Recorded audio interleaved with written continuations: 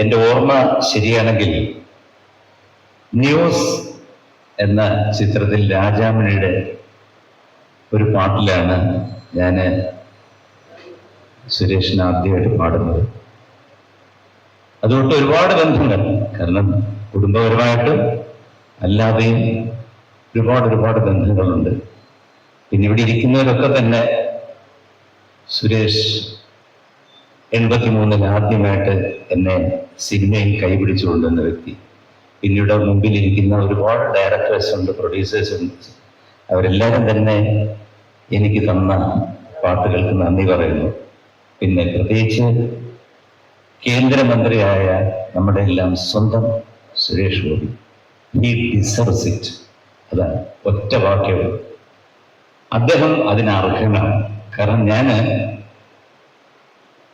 അദ്ദേഹത്തിന്റെ ഭാഷാ പരിജ്ഞാനം എനിക്ക് മനസ്സിലായ ഒരു നിങ്ങൾക്കെല്ലാം അറിയായിരിക്കും, എനിക്ക് വളരെ വ്യക്തമായിട്ട് മനസ്സിലായി. കാരണം MBA ആയിരുന്ന സമയത്ത് അവിടെ ഇംഗ്ലീഷില്, അതും തപ്പിയുള്ള ഇംഗ്ലീഷല്ല, നല്ല അതിമനോഹരമായിട്ടുള്ള എന്താണ് പറയുക, സ്റ്റാൻഡേർഡ് ആയിട്ടുള്ള ഇംഗ്ലീഷില് ഒരു തീപ്പൊരി പ്രസംഗം ഡൽഹിയിൽ നടത്തിയത് കണ്ടിട്ട് ഞാൻ സുരേഷിനെ വിളിച്ചു പറഞ്ഞു, സുരേഷിന് MP സ്ഥാനമല്ല വേണ്ടത്, മന്ത്രിസ്ഥാനമാണ് വേണ്ടത്. അന്ന് തൊട്ട് ഞാൻ മിക്കവാറും സുരേഷിനെ വിളിക്കാറുണ്ട്, ആവശ്യങ്ങൾക്കല്ല, പല ആശയങ്ങളും കൈമാറാനും പല രസകരമായ കാര്യങ്ങൾ പറയാനും. ഇപ്പം ഞാനൊരു 15-10 ദിവസം മുമ്പ് വരെ വിളിച്ചു. അദ്ദേഹം ചെയ്യുന്ന എല്ലാ പ്രവർത്തനങ്ങളും, എല്ലാ നല്ല പ്രവർത്തനങ്ങളും